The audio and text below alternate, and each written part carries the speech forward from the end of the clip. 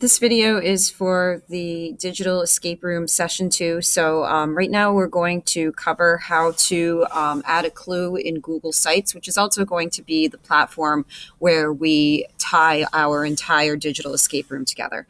So I'm at the URL right now, sites.google.com/new.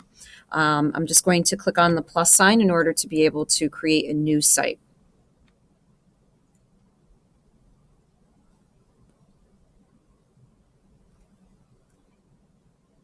And unfortunately, it's just taking a moment to load.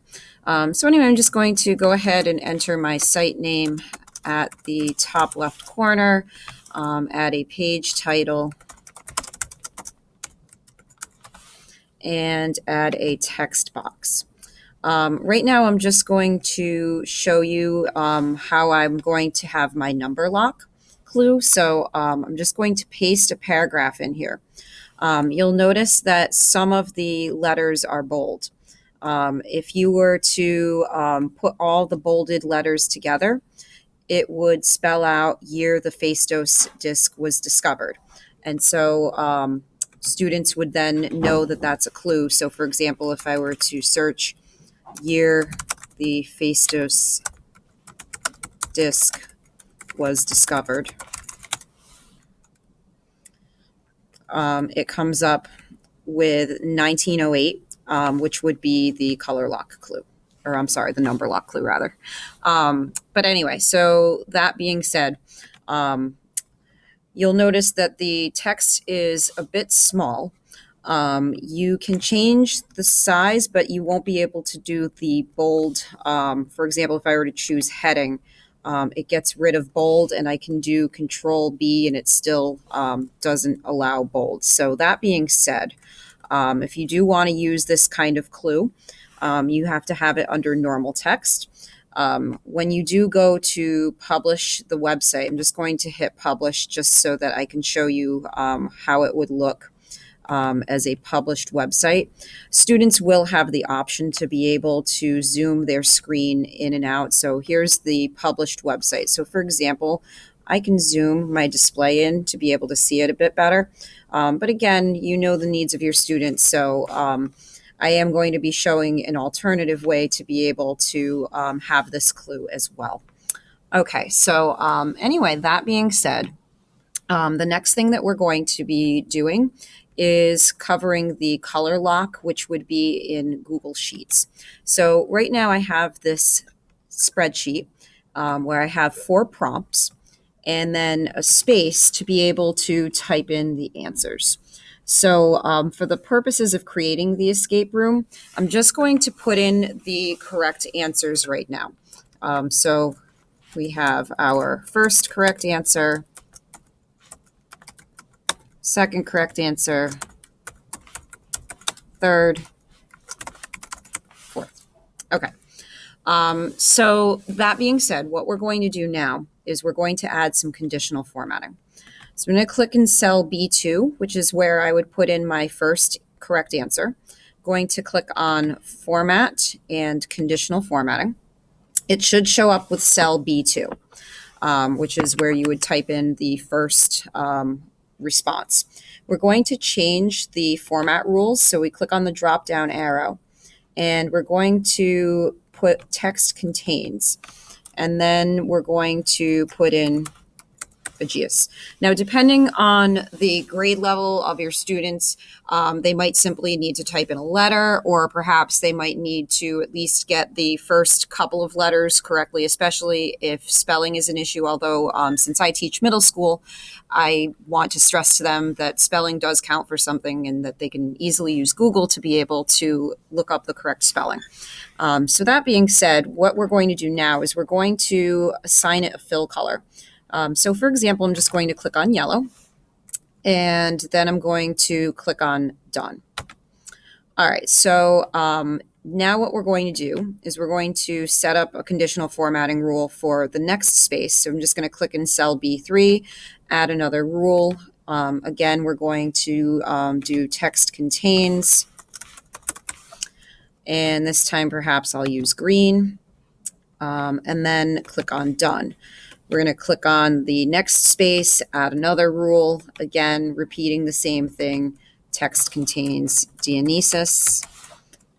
And we'll change it maybe to, we'll do blue this time. And then click done. And then finally, the last space, we'll go ahead and click on cell B5. We'll add another rule. Again, we want to say text contains Socrates, and then change the color. We'll go with orange this time, and then click on done. Now, I'm just going to close out the conditional format rules because, again, we're not going to be showing this to the students. But then from this point, what you can do is you can erase your answers. So, for example, I'm just going to go ahead and erase. And so it turns white again. Now, if I were to type in the correct answer and hit enter, and notice how it's not case sensitive. So that's good. I know that with my middle schoolers, for example, they're not particularly good about capitalization, unfortunately. But that being said, as soon as students type in the correct answer, it will light up. So, but you're not going to give it to them like this. You're going to give it to them with just the plain white. So that being said, what you're going to need to do in order to share this with students is you're going to need to set it so that it's no longer private to only me. So you're going to click on the share icon. And for the purposes of being able to share this with students, I'm just going to go into my advanced settings and change it and do anyone with the link. Of course, if I were just sharing it with students, I would just simply do on with Hanover Public Schools. And just going to go ahead and click on save and done.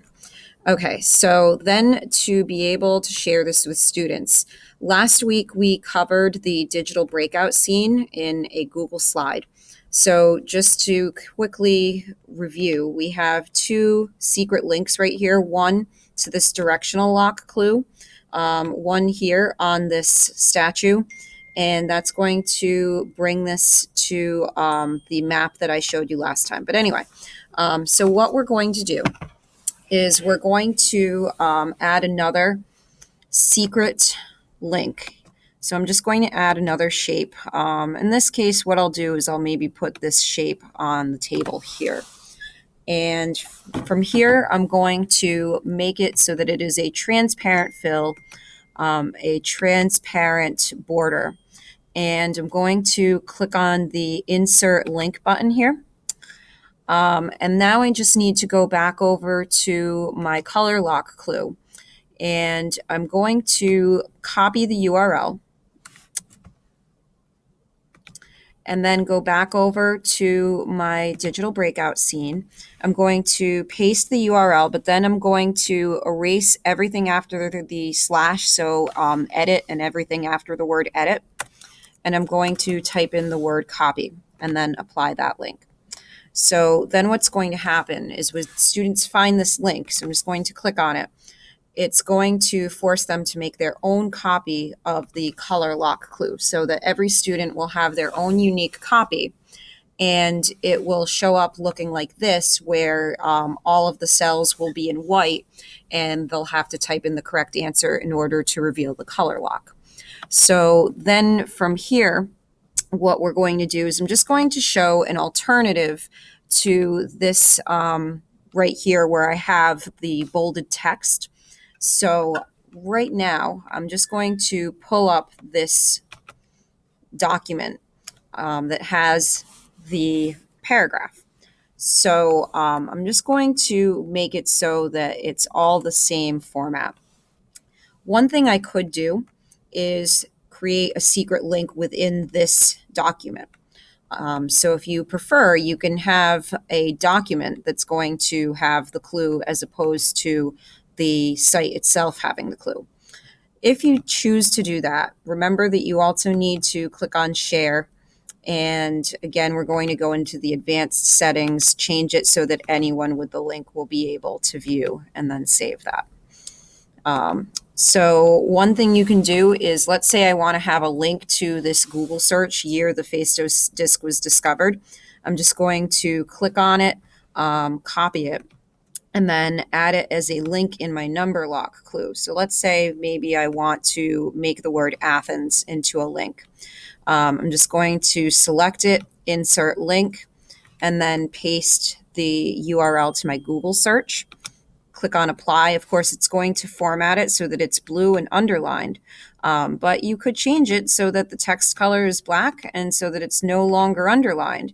And what students would have to do is they would have to click around this, and then there's our secret link.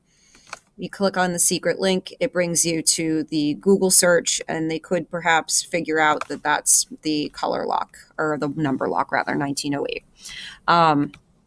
Likewise, what you could do is we're just going to copy the URL here, and we're going to add in another secret link into our breakout scene. So I'll just put this one in this painting in the top left corner, transparent fill, transparent border.